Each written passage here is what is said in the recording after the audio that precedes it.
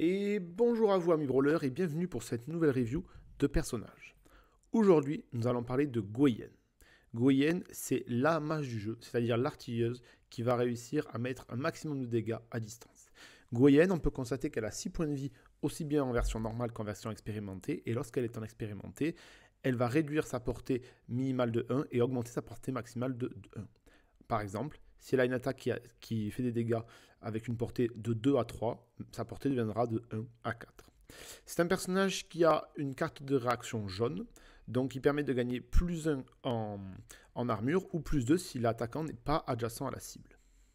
Au niveau des points forts, comme je l'ai dit juste avant, Gwen, c'est un personnage qui va avoir des dégâts colossaux. Elle va mettre des dégâts un petit peu dans tous les sens et il arrive dans la majorité des cas, au début d'une partie, si votre adversaire se place mal ou si vous êtes le second joueur qui va adapter le placement de Gwen au placement de votre adversaire, de one-shot un personnage dès le début de la partie et ainsi de gagner un point de victoire. Enfin, c'est un personnage qui contre les prises d'objectifs groupés. En effet, une grosse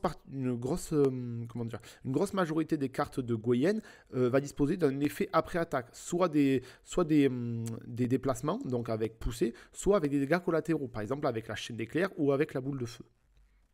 Et enfin, c'est un champion qui s'adapte à toutes les compositions. En effet, Gwen, vous pouvez la rentrer dans un petit peu toutes les compositions. Par exemple, vous avez une composition où vous avez deux personnages qui combattent très bien entre eux et vous ne savez pas trop quoi jouer en plus. Et ce qui vous manque, c'est un artilleur, quelqu'un qui va tenir la backline. Vous rajoutez Gwen, elle s'adapte un petit peu à toutes les compos puisqu'elle se suffit un petit peu à elle-même. Même s'il existe des synergies, on va le voir juste après. Au niveau des points faibles, donc c'est un personnage qui a une faible résistance. En effet, 6 points de vie, c'est très peu, avec en plus qui est un personnage qui n'a pas d'armure. Donc attention, si un off-tank arrive au corps à corps de Gwen, en général, elle va très rarement passer le tour en vie.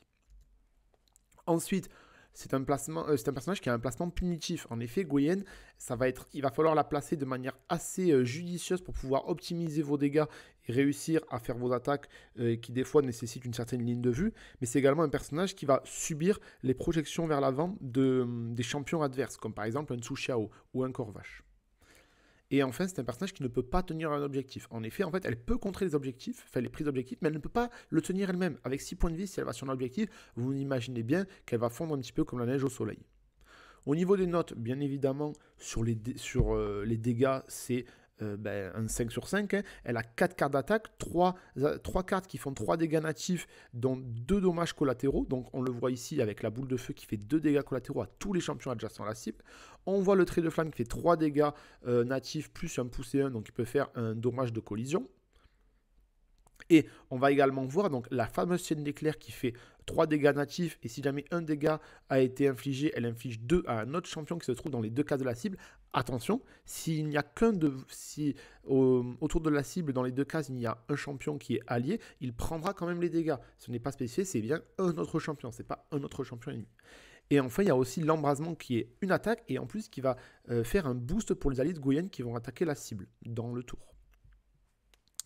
Au niveau donc de la défense, là c'est un 2 sur 5, hein, évidemment, hein, 6 points de vie avec une carte de réaction qui fait un plus 2, mais voilà, s'il y a un placement à distance, donc ça reste assez situationnel, mais voilà, 6 points de vie, voilà, comme j'ai dit, ça va, en général, par exemple, un Corvache vous vient dessus, en 2 attaques, votre Gwen est morte. Au niveau de la mobilité, donc c'est un personnage qui a une mobilité relativement moyenne. En fait, toutes ses attaques vont lui permettre de se déplacer avant l'attaque, donc c'est relativement appréciable. Mais elle dispose tout de même de son TP, donc la carte TP en bleu, qui permet de réaliser un saut de 4. Au niveau donc du soutien, c'est 2 sur 5. Elle a seulement une carte de boost, donc à plus de dégâts, donc pour les alliés, celle qu'on a vue juste avant. Et enfin, au niveau des objectifs, alors elle n'est pas joueuse d'objectifs à proprement parler, comme je l'ai dit, mais on a retient 4 sur 5 parce que lorsque votre adversaire va vouloir prendre un objectif, par exemple avec la fameuse il faut contrôler la zone bleue, où il faut deux personnages dessus, par exemple, elle va complètement contrer ça en mettant un maximum de dégâts. Au niveau des synergies, donc on aura Goldar. Alors pourquoi Goldar? Goldar, déjà avec sa réaction, il va permettre de défendre Gwen, en effet, le plus 1 en armure qui est toujours appréciable, mais surtout que l'attaquant va subir peur 2. Donc tous les personnages qui vont venir faire une petite attaque et après qui vont profiter pour faire une grosse attaque au corps à corps qui n'aura pas, qui ne donne pas du déplacement, il va permettre en fait de la protéger un petit peu. En plus, il va permettre de placer de manière optimale les adversaires pour que Goyen puisse maximiser sa boule de feu ou sa chaîne d'éclairs. Et également, il a sa fameuse carte de soutien donc, qui permet aux alliés de gagner plus en dégâts et plus en mobilité. Et donc là, Goyen va pouvoir se faire plaisir. Donc voici les fameuses cartes donc, de placement hein, de Goldar. Et enfin, on va avoir également Kolel. Alors pourquoi Kolel? Vous allez me dire, parce que Kolel, en fait, elle dispose d'une énorme capacité de placement, ce qui va être encore une fois appréciable pour Goyen. Et en plus de ça, Kolel dispose d'une excellente mobilité. Donc elle va un petit peu pallier au manque de mobilité de Goyen pour pouvoir aller sur ses fameux objectifs. Et enfin, donc là, on aura Sœur Tentaclo. Alors, Sœur Tentaclo, car il va y avoir ce petit combo que vous voyez entre embrasement et 8 d'un coup. Et également, Sœur Tentaclo, il va permettre de placer les adversaires et en plus, il va protéger de manière optimale Goyen. Et là, c'est appréciable. En effet, tous les personnages qui vont permettre de la protéger, ça va être relativement... ça va être une valeur ajoutée en fait dans votre équipe. Au niveau des counters, alors des counters, vous allez voir qu'il y en a. Par exemple, on a Taz. Pourquoi Taz? Alors tout simplement, déjà, sa carte réaction, elle est génialissime contre Goyen. Si vous voyez une Goyen en face, prenez Taz. Parce que la course, elle vous permet soit de sortir de la zone des dégâts collatéraux, soit d'aller vous placer à côté d'un allié de Goyen ou à portée pour que les dégâts collatéraux aillent sur les alliés de Goyen. Mais elle permet également de se rapprocher de Goyen pour pouvoir, pour pouvoir réduire la distance entre vous deux et faire un tour derrière où vous allez la punir. Et en plus, regardez, il permet de faire réaliser à un de ses alliés ou à lui-même une course de 2. Donc toujours dans cette optique en fait, de sortir un petit peu de ses portées punitives de Goyen.